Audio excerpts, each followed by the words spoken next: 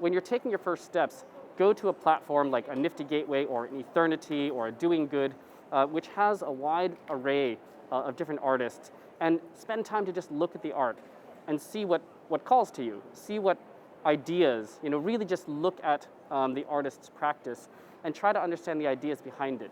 Because when you're comparing art and NFT art, contemporary art and NFT art, there's no magic to it.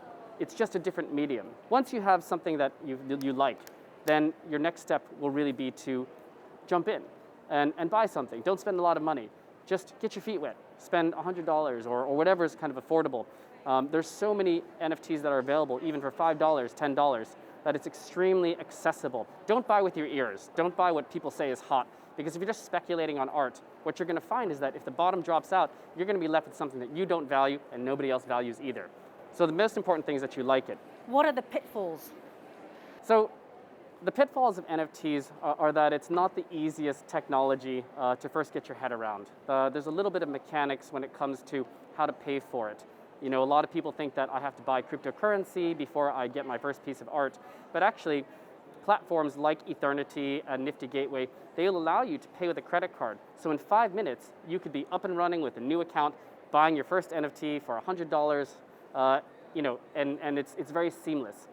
What does the digital art sector look like at the moment? There was a lot of headlines, a lot of focus turned to it with that Beeple sale earlier in March.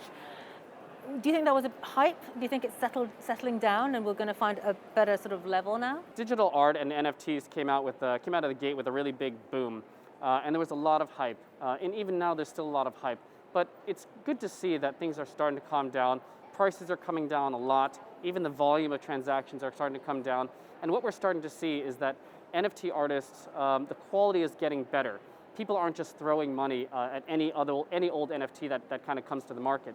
They're starting to really look, do I want to pay $5, $10, $15, $20,000 for this NFT? What exactly is it? So the art and NFT market is maturing, and that's a natural process in any emerging art context. We saw it with Chinese contemporary art. We're seeing it again, except this time it's about digital art and NFTs. What's the liquidity like in the art NFT world? Because in the traditional art world, so a lot of the top quality art is sat on. People own it and they may not actually sell it for quite a long time, and sometimes it just stays with them for many, many years before it gets turned over. What is it like in the NFT art market? During the first kind of bull run of NFTs, we saw incredible turnover. Some works were being sold 10, 15, 20 times, and they would go from being sold for $1 all the way up to $70, $80, $100,000, just being turned over and turned over and turned over. But I think that was a little bit of a false start. And now what we're seeing is people are really buying artworks, NFT artworks, and they are holding them. They are collecting them, and they are valuing them as artworks rather than as investments.